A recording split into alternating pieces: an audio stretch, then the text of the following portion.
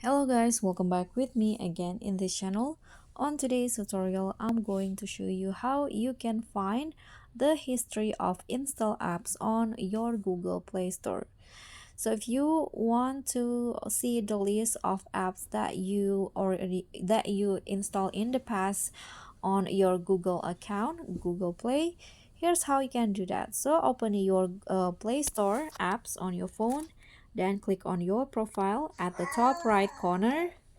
Then in here, click on the Manage Apps and Device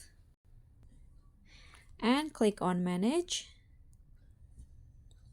And to see the past install apps on your phone, click on this blue button in here and choose the not installed option. So not installed means that the apps currently not installed on your phone, but you have installed it in the past.